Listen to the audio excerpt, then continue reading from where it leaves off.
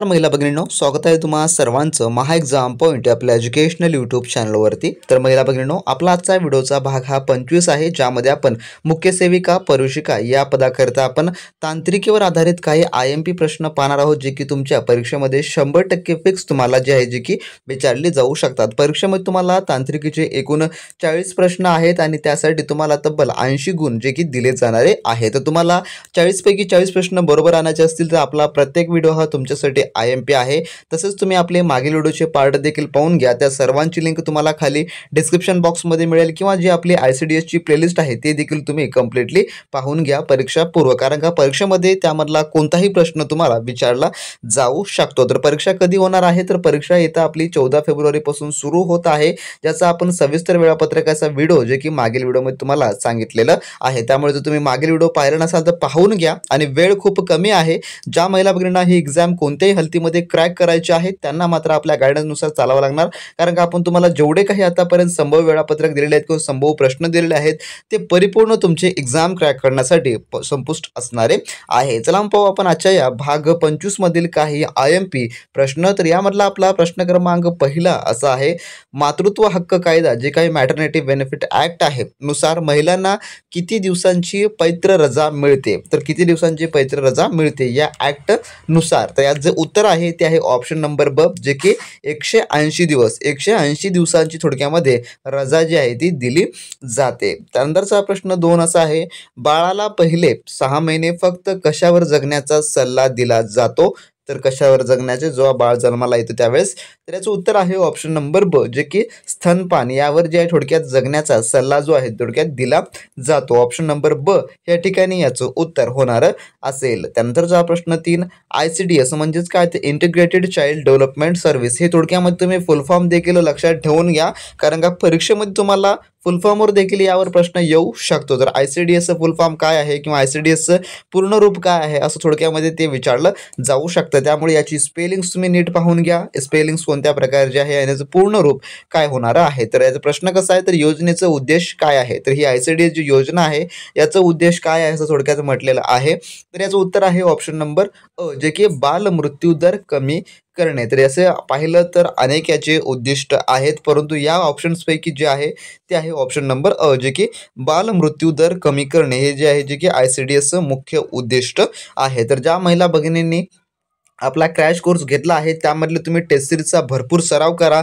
आणि जे आपली तांत्रिकी ई बुक आहे ती परिपूर्ण तुम्ही अजून एक वेळेस जे आहे ते रिव्हिजन करून काढा, कारण का त्यामधले तुम्हाला बरेच प्रश्न परीक्षेमध्ये पडणारे आहेत. याची 100% खात्रीशीर मी तुम्हाला माहिती देत आहे. त्यामुळे तांत्रिकीचं तुम्ही परिपूर्ण वाचून घ्या आणि टेस्ट सिरीजची वारंवार तुम्ही प्रॅक्टिस करा.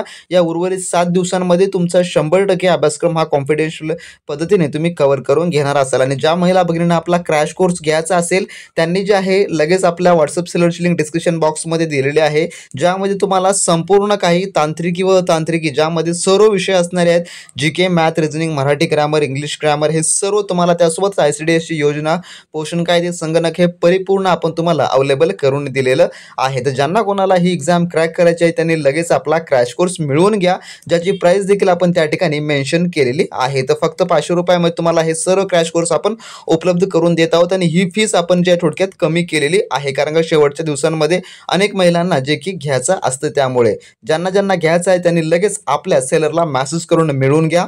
त्यानंतरचा प्रश्न 4 असा आहे, ॲनिमिया मुक्त भारत अभिनय कोणत्या गटावर लक्ष जे की केंद्रित करतो?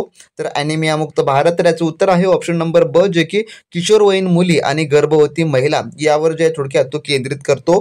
त्यानंतर प्रश्न 5वा, बालकांमध्ये कुपोषण दूर करण्यासाठी कोणता पदार्थ व्हिटॅमिन ए च्या गोळ्या दिल्या जातात? तर याचं उत्तर जे आहे ते आहे ऑप्शन नंबर जे की अ, आयोडीन. तर आयोडीन हे याचं उत्तर आहे. त्यानंतरचा पुढील आपला 6वा प्रश्न, पॉक्सो अंतर्गत कोणत्या जे की गटाचं संरक्षण करतं किंवा केलं जातं पॉक्सो ऍक्ट ज्या माध्यमातून? तर याचं उत्तर आहे ऑप्शन नंबर ब, जे की 18 वर्षाखालील मुले जे की 18 वर्षाखालील जे मुले असतात त्यांना जे आहे जे की पॉक्सो ऍक्ट मार्फत जे संरक्षण करतं. त्यानंतरचा पुढील प्रश्न जो की 7वा असा आहे, भारतात महिलांच्या संपत्तीच्या हक्कासाठी कोणता कायदा लागू आहे?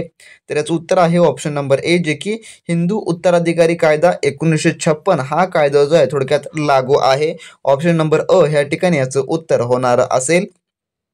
त्यानंतरचा प्रश्न आठवा आपला दहेज प्रतिबंधक कायदा म्हणजे की हुंडा प्रतिबंधक कायदा, ज्याला आपण डॉरी प्रोबेशन ऍक्ट असं देखील म्हणतो, तर कोणत्या वर्षी लागू झाला?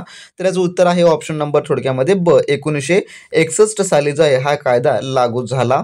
त्यानंतरचा पुढील आपला 9वा प्रश्न असा आहे, बेटी बचाओ बेटी पढाओ योजना कोणत्या राज्यात प्रथम सुरू करण्यात आली? तर याचं उत्तर आहे ऑप्शन नंबर ब, जे की हरियाणा या राज्यामध्ये सुरू झाली, जे की कधी? तर 2015 साली ही जी आहे योजना थोडक्यात सुरू झालेली आहे. त्यानंतरचा प्रश्न आपला 10वा, बालकांसाठी मोफत आणि सक्तीच्या शिक्षणाचा हक्क कोणत्या वर्षी लागू झाला? तर याचं उत्तर आहे ऑप्शन नंबर ब, जे की 2009 साली. त्यानंतरचा आपला पुढील प्रश्न जो 11वा असा आहे, कस्तुरबा गांधी बालिका विद्यालय योजना कोणत्या श्रेणीतील मुलींसाठी आहे? तर याचं उत्तर जे आहे ते आहे ऑप्शन नंबर ब, जे की ग्रामीण श्रेणीतील मुलींसाठी आहे. त्यानंतरचा प्रश्न 12वा, मिड डे मील योजनेचा मुख्य उद्देश काय आहे? तर याचं उत्तर आहे ऑप्शन नंबर अ, जे की शालेय उपस्थिती वाढवणे हे आहे हा उद्देश. त्यानंतरचा प्रश्न आपला 13वा, सुकन्या समृद्धी योजना कोणत्या उद्देशाने सुरू करण्यात आली? तर याचं उत्तर आहे ऑप्शन नंबर ब, जे की मुलींचे शिक्षण आणि भविष्य या याच्याने सुरू करण्यात आली. त्यानंतर प्रश्न 14वा, स्वच्छ भारत अभियान कोणत्या समस्येवर लक्ष केंद्रित करते? तर याचं उत्तर आहे ऑप्शन नंबर ब, जे की स्वच्छता आणि शौचालये. त्यानंतरचा प्रश्न 15वा, अंगणवाडी योजनेत कोणती सेवा दिली जाते? तर याचं उत्तर आहे ऑप्शन नंबर ब, जे की बालपोषण आणि पूर्व शिक्षण. त्यानंतरचा प्रश्न आपला जो की 16वा असा आहे, युनिसेफचं पूर्ण नाव काय? तर युनिसेफ जी इंटरनॅशनल संस्था आहे, तर युनिसेफ, तर ह्याचं तुम्हाला पूर्ण रूप या ठिकाणी विचारलेलं आहे. थोडक्यात या स्वरूपाचे 100% तुम्हाला परीक्षेमध्ये प्रश्न असतात. तर युनिसेफचं पूर्ण नाव, तर याचं उत्तर जे आहे ते आहे ऑप्शन नंबर ब, जे की युनायटेड नेशन चिल्ड्रन्स फंड असं जे आहे थोडक्यामध्ये याचं पूर्ण रूप होणारं असेल. ऑप्शन ब याचं उत्तर हे होणारं असेल. त्यानंतरचा आपला 17वा प्रश्न, सिड्रॉ म्हणजे की CEDAW हा करार कोणत्या जो की गटाच्या हक्कांशी संबंधित आहे? तर याचं उत्तर आहे ऑप्शन नंबर ब, जे की महिला. ज्या कोणी महिला भगिनींनी अजूनही आपला महिला व बाल विकास विभाग भरती 2024च्या परिपूर्ण तयारीसाठी आपला क्रॅश कोर्स घेतला नसेल तर त्यांनी लगेच आपल्या व्हॉट्सअप सेलरशी कॉन्टॅक्ट करून सर्व काही मिळून घ्या. त्यांची लिंक तुम्हाला खाली डिस्क्रिप्शन बॉक्समध्ये मिळेल, ज्यामध्ये तुम्हाला मुख्य सेविका परीक्षिका या पदाचा 100% अभ्यासक्रम मिळणार आहे, जो की परिपूर्ण TCS पॅटर्न आधारित. आणि जर तुम्ही आपला हा क्रॅश कोर्स घेतला तर तुम्हाला मार्केटमधलं कोणतंही एक्सपेन्सिव्ह बुक्स घेण्याची गरज नाही किंवा तुम्हाला 2000 ते 3000 रुपये घालून कोणतेही कोर्सेस घेण्याची गरज नाही. सर्व काही तुमची 100% तयारी यामध्ये होऊन जाणार असेल. यामध्ये तुम्हाला सरावासाठी टेस्ट सिरीज प्लस वाचण्यासाठी ई-बुक देखील प्रोव्हाइड केले जाणारे आहे, जे की परिपूर्ण TCSच्या अभ्यासक्रमावर आधारित आहेत, ज्यामध्ये तुम्हाला सामान्य ज्ञान, मराठी व्याकरण, इंग्लिश व्याकरण, बौद्धिक चाचणी व त्यासोबतच एकात्मिक बाल विकास सेवा योजना व कायदे, पोषण आहार व त्यासोबतच संगणकीय ज्ञान हे संपूर्ण काही तुम्हाला अभ्यासक्रमावर आधारित विषय त्यामध्ये कव्हर करून दिले जाणार असतील. त्याचा ज्याद्वारे तुमचा 100% अभ्यासक्रम कव्हर होईल, ज्यामध्ये तुम्हाला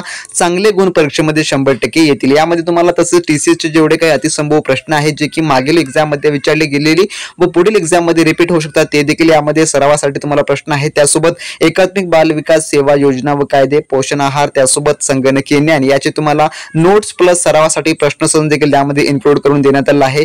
प्रिव्हियस इयर क्वेश्चनचा देखील यामध्ये समावेश करण्यात आला आहे. त्यासोबत 100 प्रश्न आणि 200 गुणाची तुमची सर्व काही तयारी एकाच ठिकाणी होऊन जाणारी असेल. त्यामुळे जर तुम्हाला हे एक्झाम क्रॅक करायचे असेल कोणत्याही परिस्थितीमध्ये, तुम्हाला तुमच्यासाठी आपला हा क्रॅश कोर्स अतिशय महत्त्वाचा असणार असेल. त्यामुळे तुम्ही लगेच आपल्या व्हॉट्सअप सेलरशी कॉन्टॅक्ट करून हे सर्व काही स्टडी मटेरियल मिळवून घ्या. आज व या क्षणापासून चांगल्या व उत्तम तयारीला लागा. जर तुम्ही याची तयारी केला तर तुम्हाला कशाचीही आवश्यकता लागणार नाही. तर ज्या कोणी महिला भगिनी आपल्या सिरियस असतील, त्यांना ही एक्झाम क्रॅक करायची आहे, त्यांनी आपल्या सेलरशी कॉन्टॅक्ट करून सर्व काही लगेचच्या लगेच व्हॉट्सअपवरती स्टडी मटेरियल मिळवून घेऊ शकता. सर्व काही सॉफ्ट कॉपीच्या माध्यमातून इन्स्टंटली तुम्हाला प्रोव्हाइड केलं जाणार असेल. खरेदीसाठी नक्की कॉन्टॅक्ट करा, लिंक डिस्क्रिप्शन बॉक्समध्ये देण्यात आलेली. ज्या महिला भगिनींना कोणत्याही परिस्थितीमध्ये ही एक्झाम क्रॅक करायची आहे आणि शेवटच्या 7 दिवसांमध्ये तुम्हाला उत्तम तयारी करायची असेल, तर आपला हा क्रॅश कोर्स तुम्ही लगेच आपल्या व्हॉट्सअप सेलरला मेसेज करून मिळवून घ्या. कारण का यामधलं तुम्हाला 100% परीक्षेमध्ये प्रश्न विचारले जाणारे असणारे आहेत. आपण पहिल्यापासून तुम्हाला सांगत आहोत, परंतु तुम्ही जर घेतला नसाल तर शेवटची संधीमधून तुम्ही नक्की मिळवून घ्या व चांगल्या उत्तम तयारीला लागा. त्यानंतर प्रश्न आपला 18वा, प्रधानमंत्री मातृत्व वंदन योजना मध्ये किती जे की रक्कम दिली जाते? तर याचं उत्तर आहे ऑप्शन नंबर ब, जे की 6000 एवढी दिली जाते. त्यानंतरचा प्रश्न 19वा आपला, राष्ट्रीय बाल सुरक्षा योजना कोणत्या मंत्रालयाच्या अखेरित्या येते? तर याचं उत्तर जे आहे ते आहे ऑप्शन नंबर ए, जे की महिला आणि बाल विकास मंत्रालय.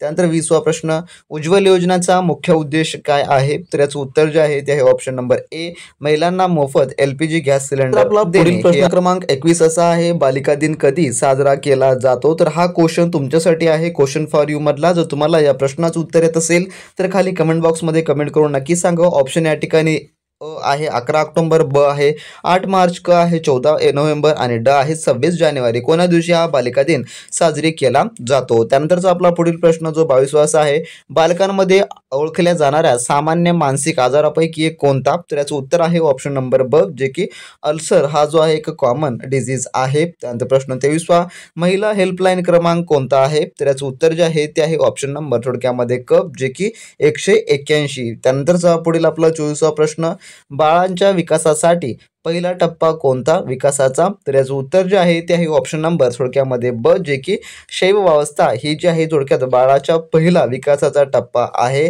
त्यानंतर प्रश्न 25वा, सखी वन स्टॉप सेंटर योजनेचा मुख्य उद्देश काय आहे? तर याचं उत्तर आहे ऑप्शन नंबर ब, जे की हिंसाग्रस्त महिलांसाठी संरक्षण आणि पुनर्वसन. त्यानंतर प्रश्न 26वा, बालकांच्या हक्कावरील करार ज्याला CRC असं म्हटलं जातं तो कोणत्या वर्षी अंमलात आला? तर याचं उत्तर आहे ऑप्शन नंबर अ, जे की 1989 जो की अंमलात आला.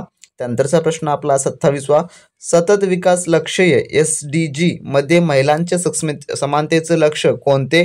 तर याचं उत्तर जे आहे ते ऑप्शन नंबर ब, जे की SDG 5 हे लक्ष्य आहे.